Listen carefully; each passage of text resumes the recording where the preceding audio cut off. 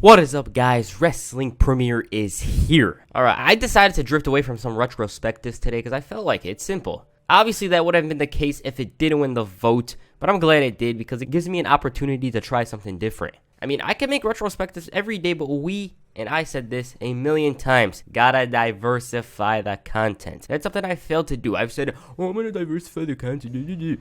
Out of 50 videos, like 2 or 3 of them were different. That ain't no exaggeration, and I have to do something about it. I know you guys love those videos, and I can make them for the rest of the year, but versatility is key. Like, I gotta stand out from the bunch. It's simple as that. That's what I'm trying to say, and so I'm testing out this new series.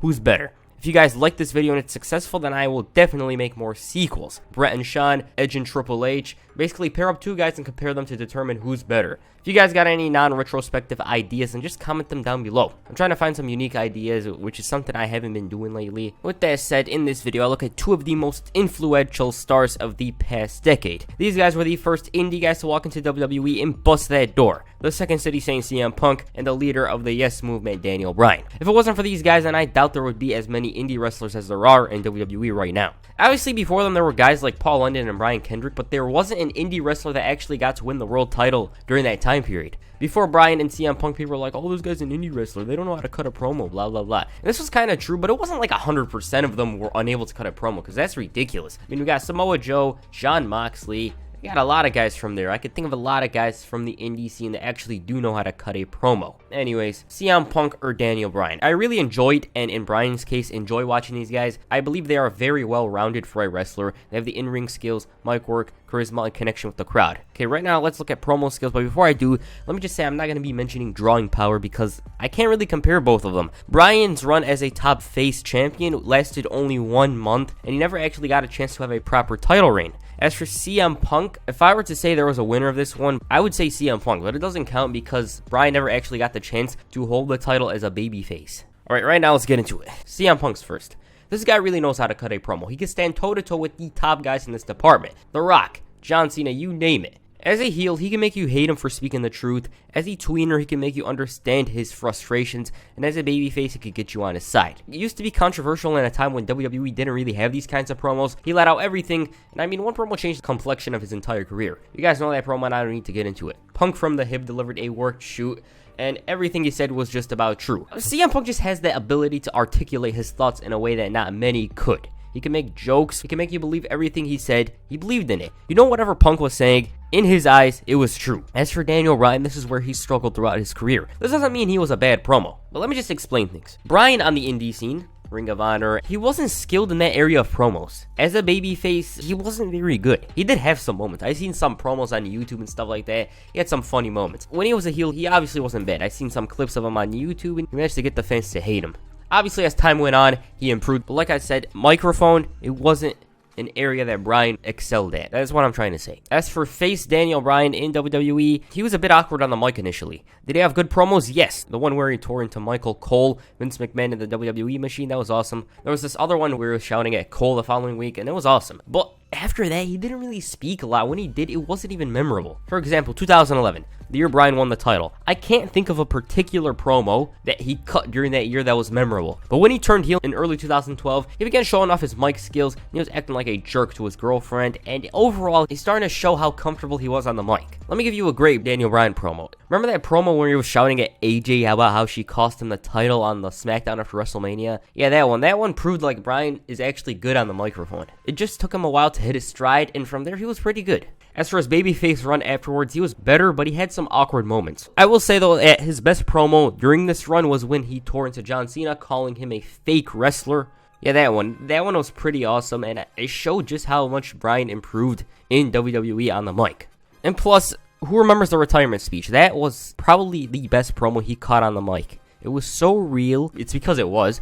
And it was so damn emotional. As for where he stands right now, he's solid. It took him time, but nowadays he's a much better promo on both sides, heel or face. I mean, when he became the Planet's champion last year, he proved that he was actually great on the mic. Go check out some of his interviews and promos from that time period, and you'll just see how skilled Daniel Bryan was. For this one, I take CM Punk. I know I spent most of the time discussing Bryan, but I had to explain how he improved his skills. As for CM Punk, we all know how he is. He's been great since day one on the microphone. He was able to cut promos like this on the indies, and he's always had this talent. Bryan finally adapted in the last couple of years, and he's an excellent promo as a heel, but CM Punk, like, he's one of the best promos of this generation. So CM Punk 1, Daniel Bryan 0. Next up, we're going to discuss characters. CM Punk's first once again.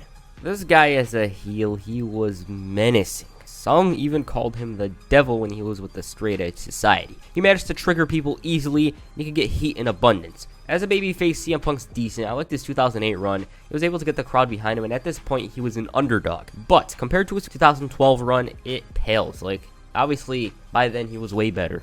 But the final one in 2013, it felt weird. It was like a shell of who CM Punk was. After the Lesnar and Heyman thing, he was just like every babyface on the roster. He wasn't the anti-hero that he was in 2011 and 2012.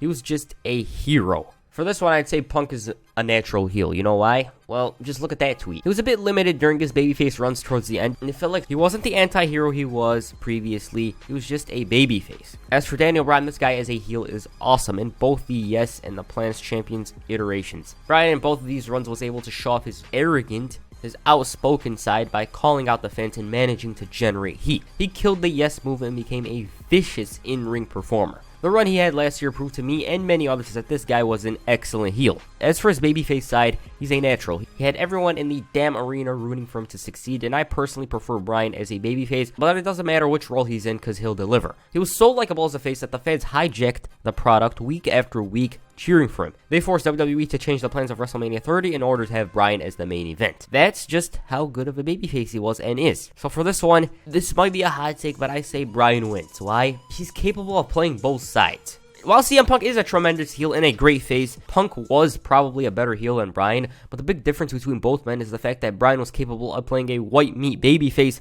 much better than Punk. It wasn't like CM Punk, who was a rebellious face.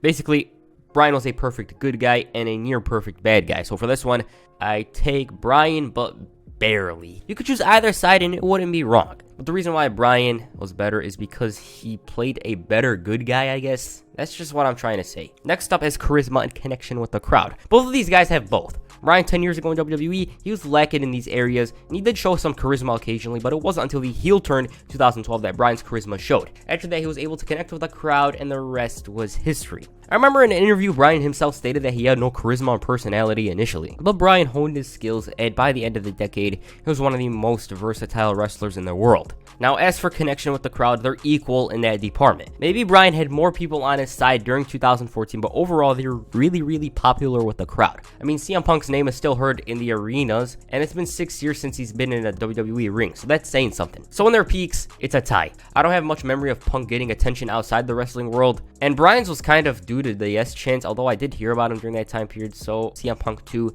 and Bryan 2.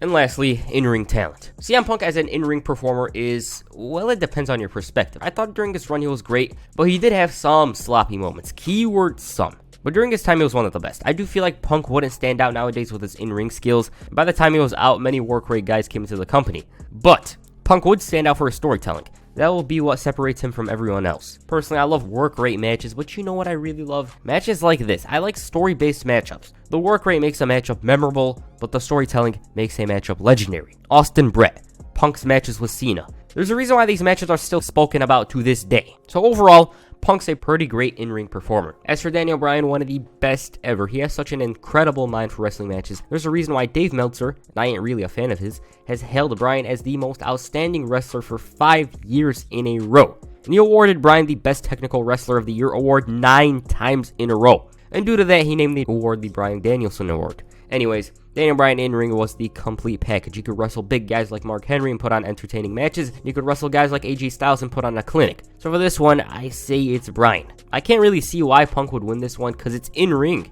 Sure, Punk was a pretty good technical wrestler, but Bryan was a different beast. So the final score, and before making this, I expected the opposite results. Daniel Bryan 3, CM Punk 2. If this video was made in 2015 or hell, even 2018, then Punk guarantee would have won this one. But once Daniel Bryan had that Planets Champ run, he kicked it up a notch and placed himself in probably the second tier of the very best in the history of WWE. Punk's up there too, but what I'm trying to say is that Daniel Bryan basically kicked it up a notch once he returned. Anyways, both men are exceptional talents that started off with a disadvantage with their indie past. Nonetheless, they managed to change management's beliefs and change their perspective of what a superstar could be, and for that I have to say these two are some of the most influential stars of the past decade. That's it for this video. Personally, I thought Daniel Bryan was better than CM Punk, but it doesn't discredit Punk. You guys might say CM Punk's better, and I wouldn't disagree because I could see why you think CM Punk's much better. So yeah, overall, in my eyes, Daniel Bryan's better than CM Punk. That's it for this video. Make sure you hit a GTS on the like button